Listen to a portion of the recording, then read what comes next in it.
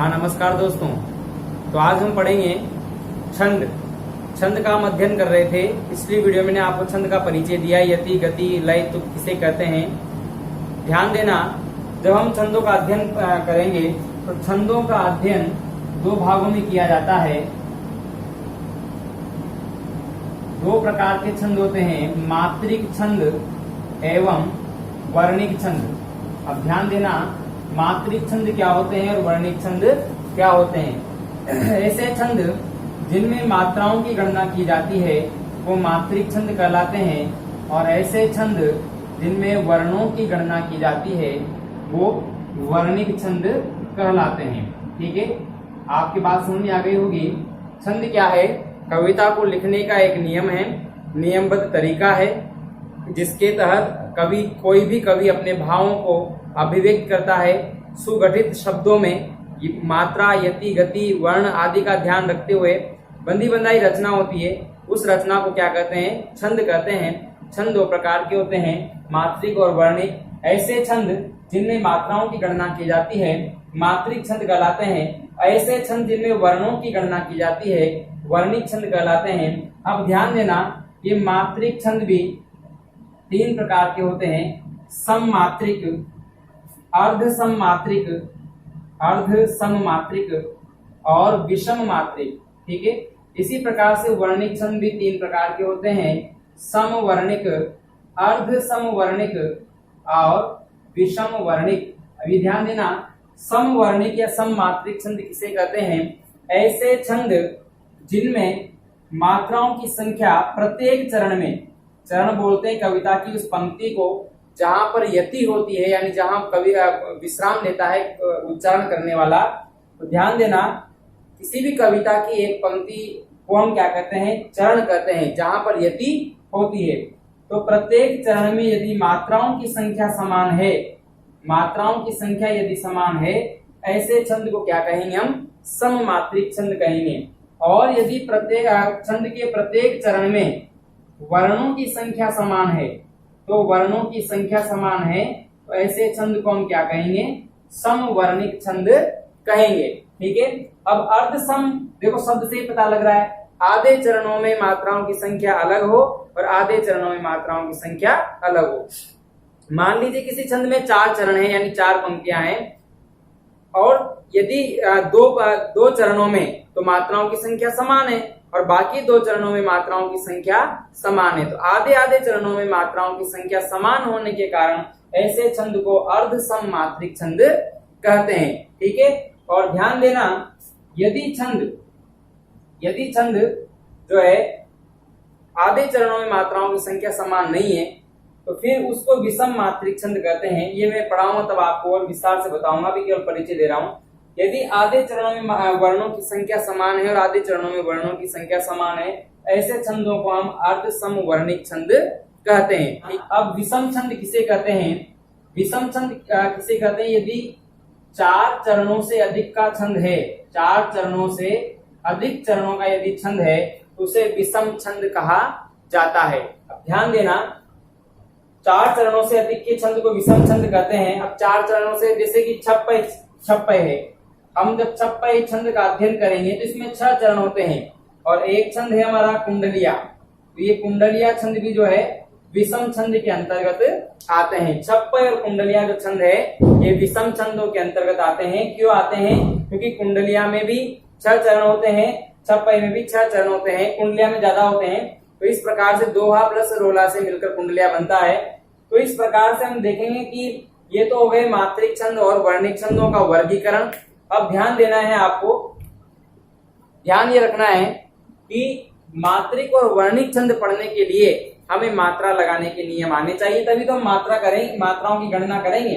मात्राओं की गणना करने के लिए एवं वर्णों की गणना करने के लिए हमें मात्रा लगाने के नियम याद होने चाहिए और वर्ण गिनने हमें आने चाहिए। अब ध्यान देना, ये जो वर्णिक छंद है, ये वर्णिक छंद भी 2 प्रकार के होते हैं। एक तो गणबद्ध छंद और एक होते हैं गण मुक्त छंद। ये नया शब्द आया आपके सामने, गण। ठीक है, गणबद्ध छंद और गण से मुक्त छंद। अब ये गण क्या कहलाता है? ध्यान देना, 3 वर्णों का समूह गण कहलाता है। दोबारा सुनिए, तीन वर्णों का समूह, तीन वर्णों का समूह क्या कहलाता है? गण कहलाता है। जब किसी भी कविता की पंक्ति में तीन तीन वर्णों का हम समूह बना लेते हैं, उस तीन तीन वर्णों के समूह को हम क्या कहते हैं? गण। गण बनाना और निकालना और ज्ञात करना मैं आपको सिखाऊंगा। पहले ध्यान देना, आज की वीडियो का जो हमारा मुख्य उद्देश्य है वो है छंदों में मात्राओं की गणना किस प्रकार की जाती है। देखिए,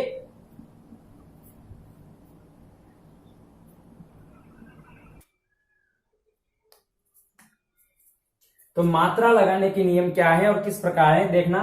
सबसे पहला नियम मैंने यहाँ पर लिखा है कि ह्रस्व वर्णों पर लघु मात्रा लगती है और दीर्घ वर्णों पर गुरु मात्रा लगती है। यानी लघु मात्रा को पिछली वीडियो में सब बता चुका हूं आपको। लघु मात्रा को आई से व्यक्त करते हैं और गुरु मात्रा को एस से व्यक्त करते हैं। इसे संख्या में 1 गिनते हैं और इसे संख्या में 2 गिनते हैं, क्योंकि मात्राओं की गणना करनी है। कितनी मात्राएं हैं, कौन से छंद के चरणों में कितनी कितनी मात्राएं आती है, ये सब जानने के लिए पहले हमें मात्रा लगानी आनी चाहिए, फिर उनकी गणना करनी आनी चाहिए, तब हम समझ पाएंगे कि कितनी मात्राओं का कौन सा छंद होता है। ठीक है, तो मैं बात करूंगा जब आपको पढ़ाऊंगा कि दोहा छंद के सम चरणों में 11 मात्राएं होती है, विषम चरणों में 13 मात्राएं होती है। ये बातें आप तब समझ पाओगे जब आप मात्रा लगाना सीख जाओगे। ठीक है ना, बहुत ही अच्छा प्रकरण है आज का हमारा छंद का जो मात्रा लगाने के नियम। तो अब ध्यान देना, ये जो अ, इ, उ, री, ये 4 ह्रस्व स्वर हैं और जिन वर्णों में या जिन व्यंजनों में ये 4 ह्रस्व स्वरों की मात्राएं लग जाए उनके ऊपर हमेशा लघु मात्रा लगती है। जैसे मान लीजिए मैंने यहां पर लिख दिया चलन, पल, कल। अब मात्रा लगानी है हमें, तो सब पे लघु लघु मात्रा लगेगी क्योंकि आ की ध्वनि है। मैंने लिखा यहां पर नित, नित। अब नित में देखो छोटी की मात्रा है तो लघु मात्रा लगेगी। मात्रा हमेशा सिर और रेख के ऊपर हम जो है लगाते हैं। ठीक है ना, मैंने लिखा यहां पर कुल। अभी कुल शब्द में देखो आप, छोटे ऊ की मात्रा है तो लघु और ल में अस्वर है तो लघु मात्रा लगेगी। ठीक है ना। अब मैंने यहां पर लिखा कृषि। अब ध्यान देना, कृषि लिखा तो ये ऋषि की मात्रा है और ऋषि की मात्रा है तो ऋतु ह्रस्व स्वर होता है हमारा, तो लघु मात्रा। यहाँ श में देखिए आप, छोटी की मात्रा है तो क्या हो जाएगी? लघु मात्रा हो जाएगी। तो इस प्रकार से मैंने सभी शब्दों पर कौन सी मात्रा लगाई? देखिए लघु मात्रा लगाई। यदि किसी भी व्यंजन में यदि ह्रस्व स्वर लगा हुआ है या ह्रस्व स्वर की मात्रा आ रही है तो लघु मात्रा लगाई जाएगी। ठीक है। और यदि गुरु मात्रा लगी हुई है या गुरु स्वर की मात्रा लगी हुई है, दीर्घ स्वर की मात्रा लगी हुई है, तो हम उस पर कौन सी मात्रा लगाएंगे? गुरु मात्रा लगाएंगे। जिसे मैंने लिखा है यहां पर काम। अब देखिए का में आ रहा है और आ दीर्घ है तो गुरु, और म में आ रहा है लघु है तो ये गुरु लघु मात्रा हो गई। ठीक है। मैंने लिखा यहां पर आम, तो आम में भी वही लगेगी गुरु और लघु। अब देखिए मैंने लिखा यहां पर दीन, दीन दयाल। एक शब्द लिखा मैंने यहां पर दीन दयाल। अब दीन में बड़ी की मात्रा है तो गुरु, न में आ है तो लघु, द में आ है तो लघु, या में आ है तो गुरु और ला में आ है तो लघु। इस प्रकार से लघु गुरु वर्ण देखते हुए हमें मात्रा लगानी है। ठीक है। इसके बाद देखिए आप और देखते हैं, मैंने लिखा यहां पर कूल। अभी कूल में बड़े की मात्रा लगी हुई है तो गुरु मात्रा, ल में आ है तो लघु मात्रा। इसके बाद देखना आप, एक शब्द लिख दिया मैंने यहां पर ऐनक। ये ऐनक में आए है तो आए है तो गुरु मात्रा, न में और क में लघु लघु मात्रा। और देखिए एक शब्द लिखा मैंने यहां पर यशोदा, यशोदा। अब यशोदा में ओ हो, ओ गुरु है तो गुरु मात्रा, दा आ तो गुरु मात्रा। ठीक है। और देखिए शब्द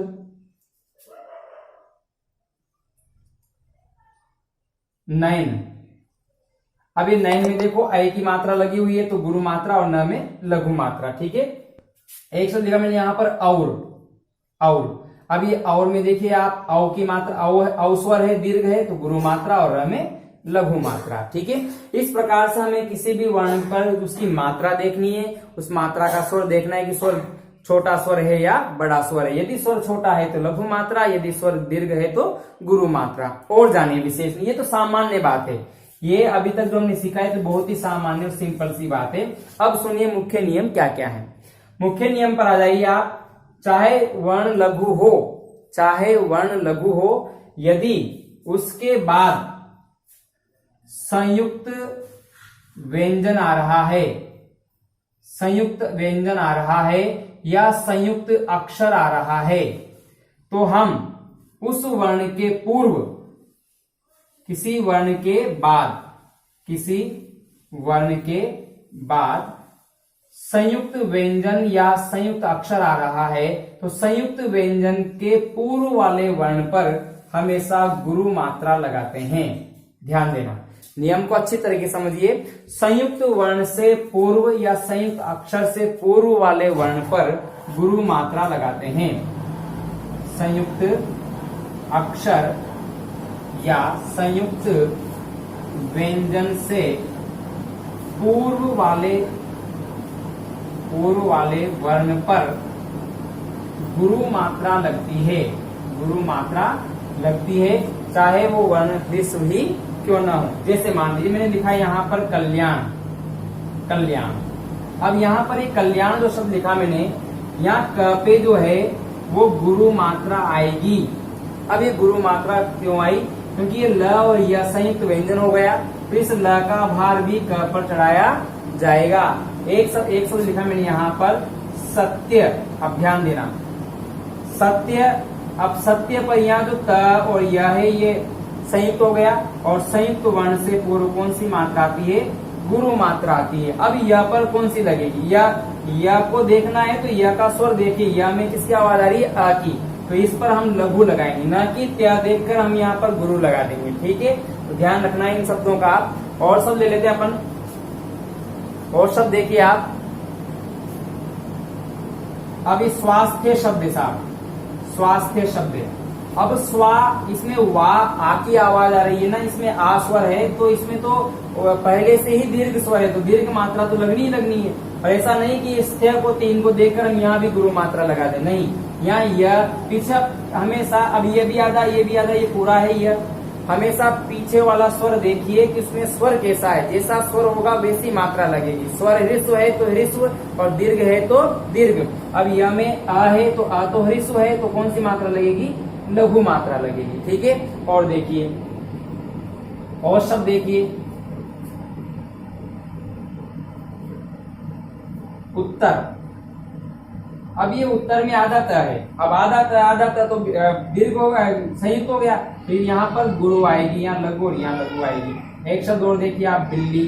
अब बिल्ली में देखिए आप डबल ल है ना, संयुक्त हो गया, यहाँ छोटी की मात्रा है, फिर भी यहाँ गुरु आएगी। अब यहाँ पीछे बड़ी की मात्रा है, तो इसलिए भी यहाँ गुरु आएगी। इस प्रकार से संयुक्त अक्षर या व्यंजन से पूर्व वाले वर्ण पर हमेशा गुरु मात्रा आती है। अगला नियम देखिए, अगला नियम है, यदि किसी वर्ण के बाद विसर्ग लगा हुआ है तो विसर्ग से पूर्व वाले वर्ण पर गुरु मात्रा लगती है। विसर्ग से पूर्व वाले वर्ण पर गुरु मात्रा लगती है, चाहे वो वर्ण लघु ही क्यों न हो।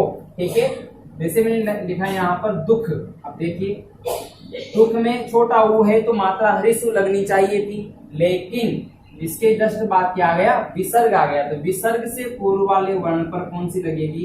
गुरु मात्रा लगेगी। और ये ख है तो इसमें तो आ है, तो लघु मात्रा लगेगी। ठीक है, आगे देखिए, विसर्ग कहीं भी आ जाए, जैसे मान लीजिए मैंने लिखा है यहाँ पर स्वतः, स्वतः। अब ये तह, तो तह पर जो है त के बाद विसर्ग है। यहाँ स्व में देखिए आप, अस्वर है तो यहाँ लघु लगनी है। ये विसर्ग है तो इस विसर्ग का भार इसके पूर्व वाले वर्ण पर जाएगा और यहाँ गुरु मात्रा लगेगी।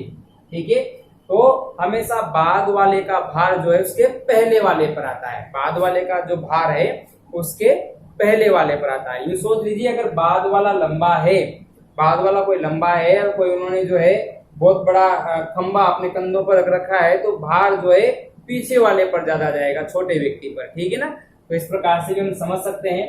तो बाद वाला बड़ा है, जैसे मान लो इसके बाद ही विसर्ग और अतिरिक्त आ गया, और विसर्ग अतिरिक्त आ गया, इसकी मात्रा कहाँ लगेगी? इसके पूर्व वाले पर लगेगी। ठीक है ना, तो यानी झेलता कौन है? इसके पूर्व वाला। हमेशा पूर्व वाला, पहले वाला ही झेलता है। ठीक है ना, अब देखिए अगला नियम, देखिए अगला नियम है हमारा हलन्त्य वर्ण से पूर्व, हलन्त्य वर्ण से पूर्व हलन्त वर्ण से पूर्व सदैव गुरु मात्रा लगती है, सदैव गुरु मात्रा लगती है। कैसे लगती है मैंने लिखा है यहां पर पृथक, और पृथक लिखकर मैंने यहाँ हलंत लगा दिया।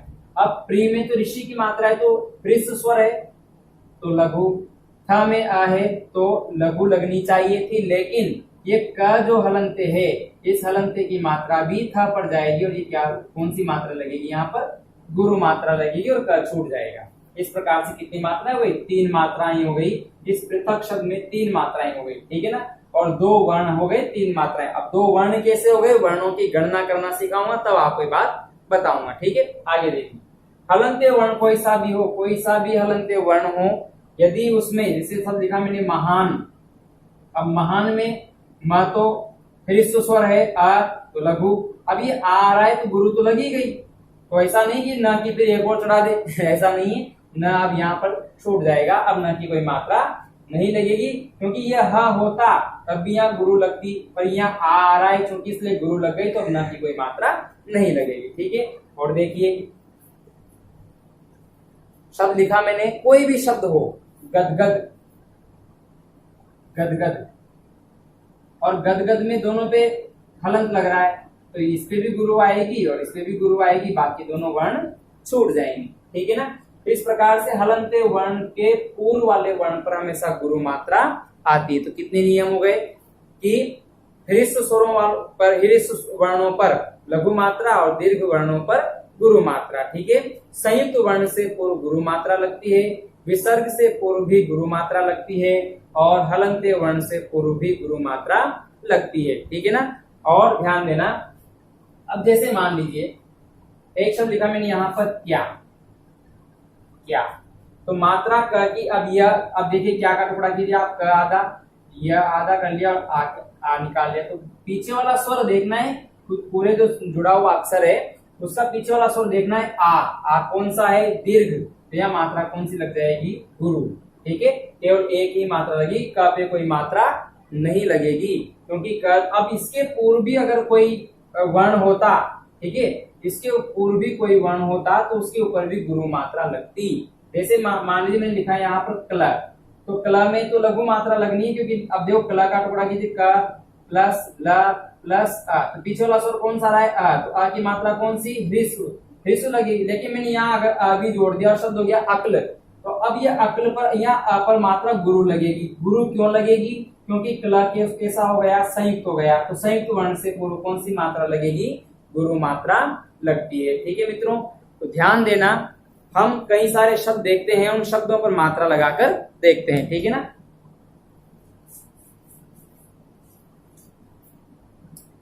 अब एक शब्द लिया मैंने यहाँ पर आवश्यकता, आवश्यकता, एक शब्द लिया मैंने यहाँ पर प्रेम, प्रेम, शब्द लिया मैंने नंदिनी, नंदिनी, क्योंकि ये सब मैं क्यों ले रहा हूं, क्योंकि अभी समस्याएं आएगी हमारे सामने तो उसका समाधान भी हो जाएगा।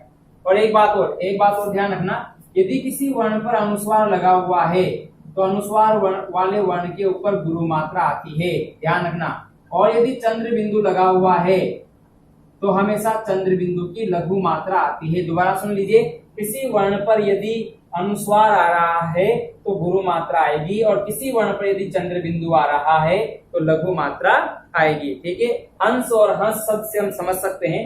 इसके बाद देखिए मैंने जो शब्द लिखे हैं यहाँ पर 3 शब्द लिखे हैं, इनमें मात्राएं लगाते हैं। आवश्यकता तो आ गुरु मात्रा, अब ये हुआ है, अब बताओ वह पर लघु आएगी या गुरु, सोच कर देखिए। तो यहाँ पर गुरु आएगी, क्यों आएगी, क्योंकि श जो है संयुक्त आ गया। अब यह पर तो लघु आनी, क्योंकि यह में तो आ है, का पे भी लघु आनी और ता में आ है, इसलिए गुरु मात्रा हो जाएगी। अब देखिए प्रेम, अब प्रेम शब्द में एक ही मात्रा लगी हुई, तो एक तो दीर्घ स्वर है ना, तो गुरु मात्रा आएगी और म में लघु आएगी। अब नंदिनी, अब नंदिनी शब्द को देखिए, ये अनुस्वार लगा हुआ है तो गुरु मात्रा, द में छोटी की मात्रा तो लघु मात्रा, न में बड़ी की मात्रा तो गुरु मात्रा, ठीक है। और शब्द देखते हैं थोड़ा सा अभ्यास के लिए।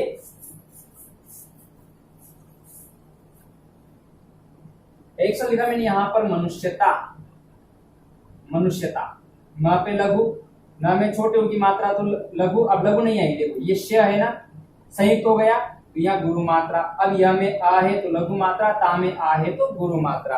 और शब्द देखिए प्रांगण, ये शब्द लिया मैंने प्रांगण। अब प्रांगण में प्रा में आ भी है और अनुस्वार भी है तो गुरु आएगी, ग में लघु, अण में लघु मात्रा आएगी, ठीक है ना। शब्द लिखा मैंने यहाँ पर विकृति। अब विकृत इंद्रिय की छोटी की मात्रा लघु, क्री में ऋषि की मात्रा तो लघु, ता में छोटी की मात्रा तो लघु आएगा, ठीक है। और देखिए अब देखिए प पर तो लघु मात्रा, र पे लघु मात्रा और म में आ रहा है तो गुरु मात्रा। अब न पर देखिए ये न और द है, ये संयुक्त है, इसलिए संयुक्त वर्ण से पूर्व गुरु मात्रा और फिर द में आ स्वर है तो लघु मात्रा, ठीक है। अब इस शब्द को देखिए किन कर्तव्य विमूढ़। अब देखिए यहाँ पर अनुस्वार लगा हुआ है तो गुरु मात्रा, यहाँ क है और इसके बाद वाला देखिए, बाद वाला साथ के साथ देखें इस पे र चढ़ा हुआ है इसलिए संयुक्त हो गया, यहाँ गुरु मात्रा।